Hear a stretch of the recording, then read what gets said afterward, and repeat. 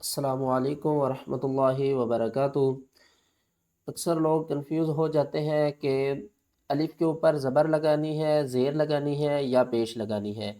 کیا آپ کو پتہ ہے کہ الف کے اوپر جب زبر لگتی ہے تو کچھ لوگ زیر لگاتے ہیں، اور جب زیر لگتی ہے تو پیش لگاتے ہیں، اور اکثر ہم پڑھ بھی لیتے ہیں ارجعی، استکبارن یا اشدد یا اتبعوا، لیکن ہمیں پتہ نہیں ہوتا کہ ہم نے خالی الف کے اوپر زبر کب لگانی ہے، زیر کب لگانی ہے اور پیش کب لگانی ہے۔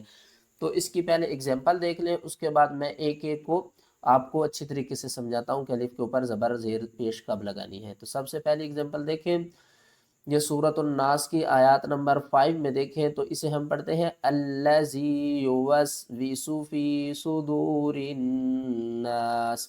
یہاں پر دیکھیں الذی ہم اسے پڑھتے ہیں، اور یہ دیکھیں صاد نیچے آ رہی ہے اور اوپر لام آ رہا ہے اور نیچے آیات آ رہی ہے، تو اس کو کس طرح پڑھنا ہے۔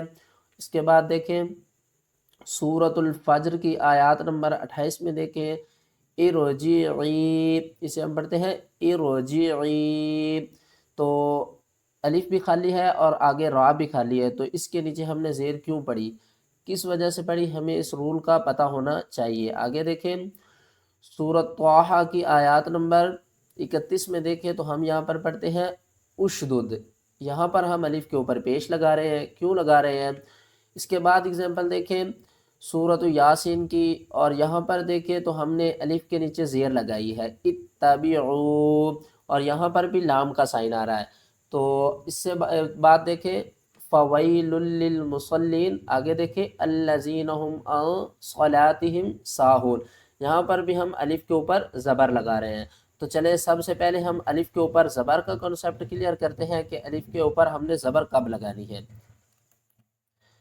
سورۃ الناس کی آیات نمبر 5 میں دیکھیں تو الف کے اوپر ہم یہاں پر زبر پڑھ رہے ہیں، اگر ہم یہاں پر سٹاپ کریں گے، آیات آ رہی ہے تو ہم اسے پڑھیں گے الذی، اور اگر ہم یہاں پر سٹاپ نہیں کریں گے، یہ لام کا سائن آ رہا ہے، اگر اوپر نیچے 2-3 سائن آ جائے، جیسے کہ یہاں پر لام آ رہا ہے، اس سے نیچے صاد آ رہا ہے اور اس کے نیچے آیات آ رہی ہے، یہاں پر آیات مکمل ہو گئی ہے، ہم سٹاپ کر سکتے ہیں۔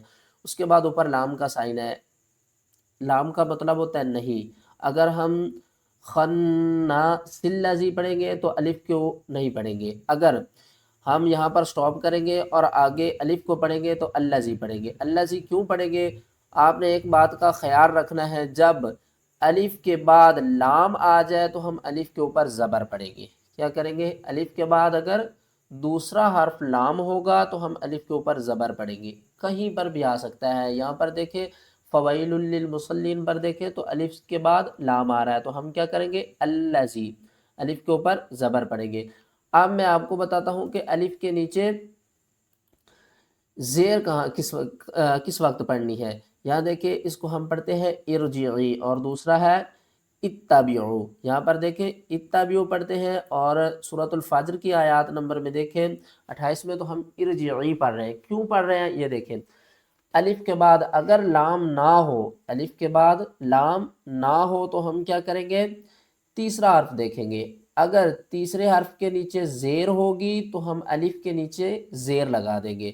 یہاں پر دیکھیں ارجعی، ارجعی، ہم نے کیا کیا، الف کے نیچے زیر لگائی۔ سورۃ یاسین میں بھی یہ ایگزامپل آپ دیکھ رہے ہیں، اگر ہم یہاں پر سٹاپ کریں گے مرسلین اتبعوا، اگر ہم یہاں پر سٹاپ نہیں کریں گے تو پڑھیں گے مرسلین اتبعوا، یہ جو لام کا سائن ہے نا، یہ ہمیں کہہ رہا ہے کہ آپ اس نون کو تا کے ساتھ بھی ملا سکتے ہیں۔ نتبعوا پڑھیں گے تو الف کو نہیں پڑھیں گے، اگر اتبعوا پڑھیں گے تو کیوں پڑھیں گے الف کے نیچے زیر، کیونکہ تیسرے حرف کے نیچے ہی زیر ہے، جب تیسرے حرف کے نیچے زیر ہوگی تو ہم نے کیا کرنا ہے، الف کے نیچے زیر لگانی ہے۔ اب میں آپ کو بتاتا ہوں کہ الف کے اوپر پیش کب لگانی ہے۔ یہ سورۃ طٰہٰ کی آیات نمبر 31 میں دیکھیں تو یہاں پر ہم پڑھ رہے ہیں اشدد، کیا پڑھ رہے ہیں، اشدد، ہم اسے سٹاپ کریں گے تو اخی اشدد، اگر سٹاپ نہیں کریں گے تو ہم پڑھیں گے اخشدد، خا کو ہم ڈائریکٹ شین کے ساتھ ملائیں گے، الف کو نہیں پڑھیں گے۔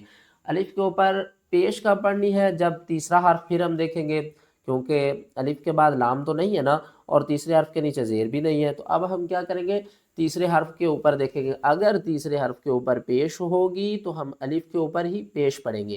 یہ دیکھیں اشدد، اس پیش کو ہم نے الف کے اوپر لے کر آگئے۔ کیوں لے کر آئے؟ کیونکہ دوسرا حرف لام نہیں ہے، تیسرا حرف کیا ہے؟ دال، اور اس کے اوپر کیا ہے؟ پیش، تو اس کو ہم کیا پڑھیں گے؟ اشدد، اشدد۔ آپ نے 3 باتوں کا خیال رکھنا ہے، الف کے بعد لام آئے گا تو الف کے اوپر ہم زبر پڑھیں گے، اور اس کے بعد الف کے بعد اگر لام نہ ہو، تیسرے حرف کے نیچے زیر ہو تو ہم الف کے نیچے زیر پڑھیں گے۔